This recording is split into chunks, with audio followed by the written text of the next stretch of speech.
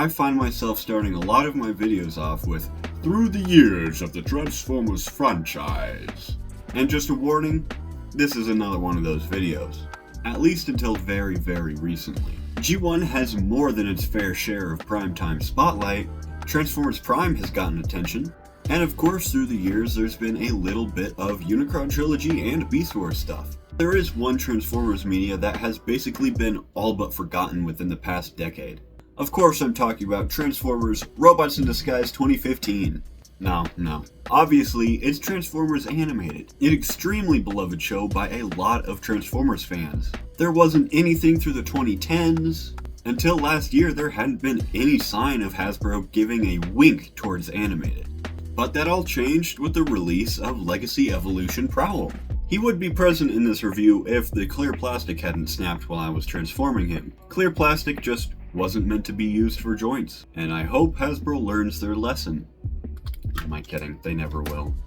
That still gives us two things to look at today. So, without further ado, let's take a look at the Transformers Legacy United Optimus Prime and the Transformers Legacy United Bumblebee. Let's take a closer look at Bumblebee first.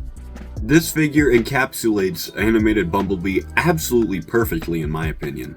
I know a lot of people bitch about the size, but he is a very small character. He's not even meant to be a regular deluxe class figure. He is appropriately small, and honestly, that makes him way better.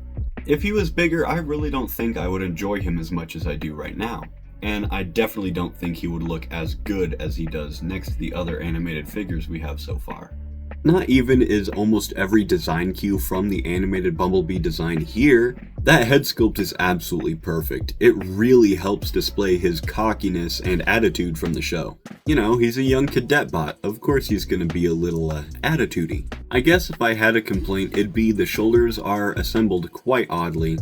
What I mean by that is the shoulder and the bicep are completely disconnected. There's no meat connecting them right here, and from some angles it does look kinda weird.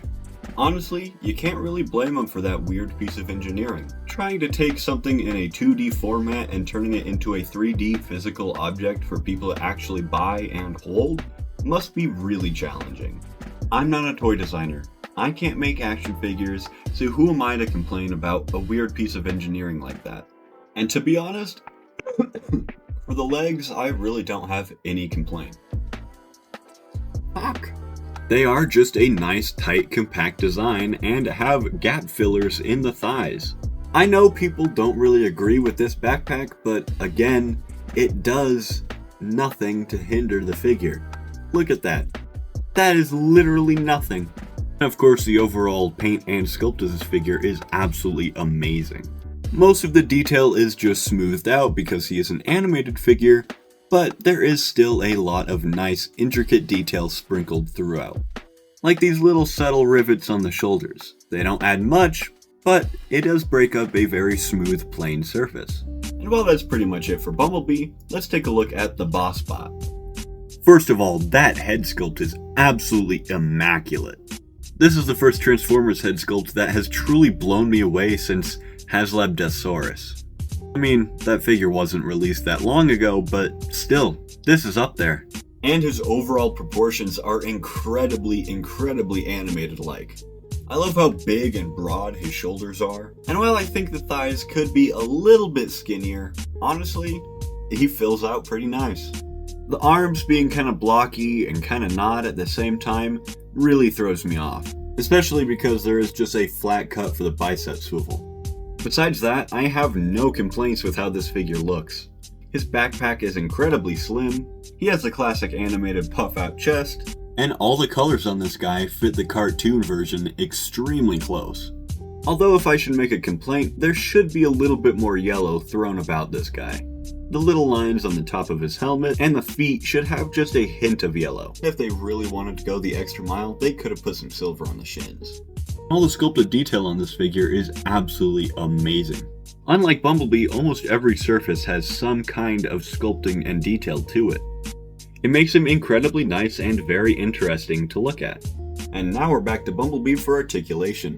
With how nimble and fast moving Bumblebee was in Transformers Animated, I was really hoping for this figure to deliver on a really good articulation scheme. Boy, was I not disappointed. While I still think the articulation scheme for the shoulder and bicep are quite odd, it's not really that big of a deal to me. For such a small figure, he is packed full of joints. All of them are nice and tight. When's the last time you saw a deluxe class figure this size with swivel wrists? Not only that, but swivel wrists that fold into the arm for transformation. That's seriously never heard of. They went all out for this guy on articulation, and it shows. Simply put, the best. Apply pretty much everything I just said about Bumblebee to Optimus. For a more oblong, blocky character like Optimus, he is incredibly nimble. Of course, while not as agile as Bumblebee, he still has a lot of flair. I guess if I had to complain, the legs do not move forward as much as I'd like them to. The weird Y shape of the crotch and the extra sculpt on the hips really doesn't allow for this joint to get as much range as it really could. But again, that doesn't mean anything when this figure has this many posable joints. If I had to make another complaint, it'd probably be about the neck assembly. You can see right there that that is a disc hinge connected to the torso, but that connects to a ball joint up in the head, and usually that system works amazingly. But because of the transformation and the backpack hinge right behind his neck, he cannot look up that far. He has an amazing amount of expressiveness, especially with the tilting head, and of course he can look up a pretty decent amount, it's just not as much as I would personally like. Of course his articulation just by himself is pretty good, but let's talk about his weapon. This Energon axe has to be one of my favorite accessories in all of my collection. I love all the silver and red paint they put on it, it really adds a lot to this thing, other than it just being another plain blue Energon blade. If you shine this thing through the right amount of light, it does actually give off a kind of purplish hue, which I really dig. And you probably saw me introduce it, so just like in the cartoon, it is retractable. And this is absolutely the best feature of this axe. You have an area to grip right here and right here. And the axe absolutely adds to any pose you want to put this guy in. The only downside I'd say is he really doesn't have that much range to hold it with two hands. I mean, he can do it in this pose, and then you have this pose, and that's it. Which is really a shame because double-handing the axe really looks badass. Of course, I'll mention the light bar. Now, for some reason out of the package, it is a separate piece, probably due to the fact that they're repainting this guy for Motormaster later this year, but it just plugs in pretty nicely right on the back, and it gives you a port. If you so choose, you can put the axe on the back. Honestly, it goes hard as shit. Don't worry though, because I did not forget about Bumblebee's accessories. First up, you have the episode accurate rockets. These are admittedly my favorite accessories. I really wasn't expecting this guy to come with any fanfare like this, and having the rockets with animated Bumblebee really is just icing on the cake. I wish they were painted a different color than just smoky clear gray, but hey, what can you do? So you could just plug them right into his back. You really can't have animated Bumblebee without a pair of stingers, so they gave him a pair of stingers. While I absolutely love the sculpt and the translucent blue they used here, something just isn't right with them. First of all, I got two of the same copy, so I jerry-rigged one to be able to plug into the other. You can see I just put a metal pin in there and cut out a hole for the other. Now they connect, no problem. Really, it is the way they plug into the hands. The hands, and to an extent the stingers themselves, are at an angle. So when you put a stinger in the hand, it just ends up angling down and looking droopy. And holy shit, they look like absolute ass like this. I really don't know why they had to do it this way, and if they didn't, this figure would be 1,000 times better. I know that most of the time they're sideways like this in the show, but it doesn't mean I have to like that they sculpted it weird.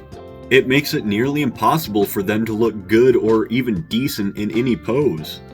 I guess they sculpted it like this so he could do the little come together thing that happens in the show a lot, but they sacrifice so much with the accessories just to get him to do this. It's really not worth it in my opinion.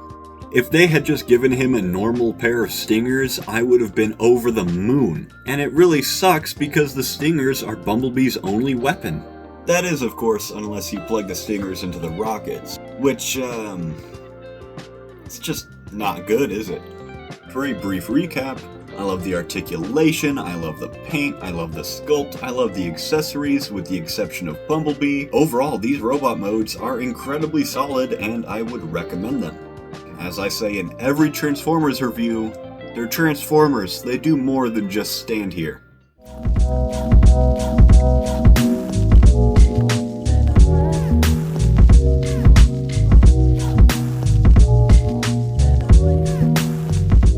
For the car modes, they are extremely animated. Bumblebee is the exact yellow compact car that we all remember from the cartoon, and he does it extremely well. The one black stripe going down the car, the red emergency light, and its overall beanitude is absolutely animated.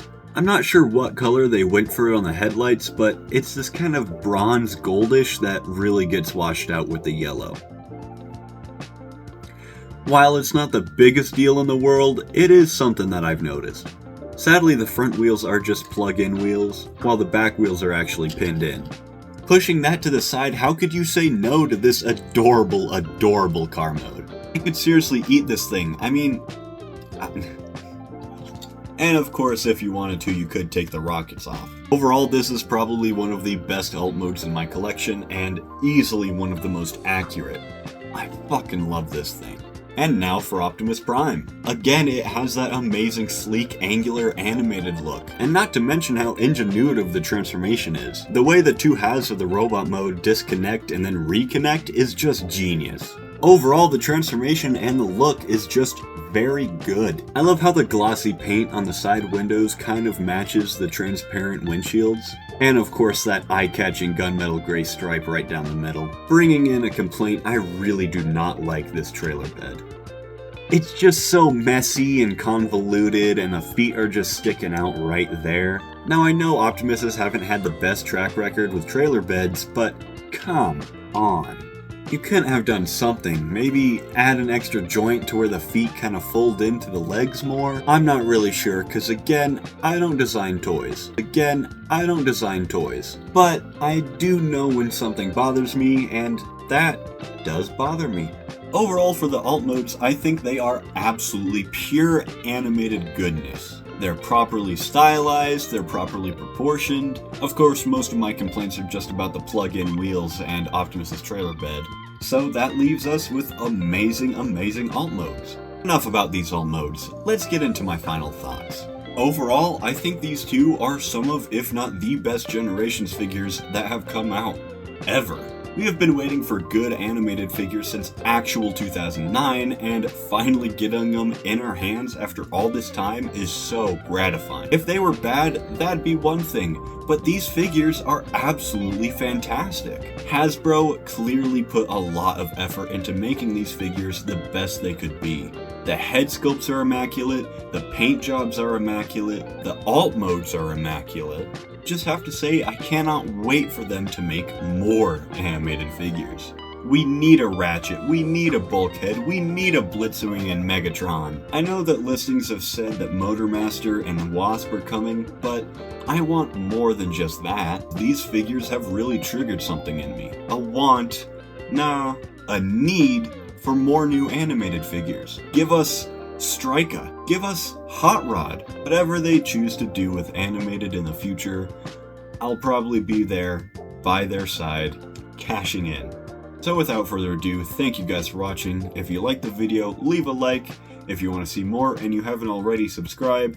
And I'll see you guys in the next one. Peace. Eject.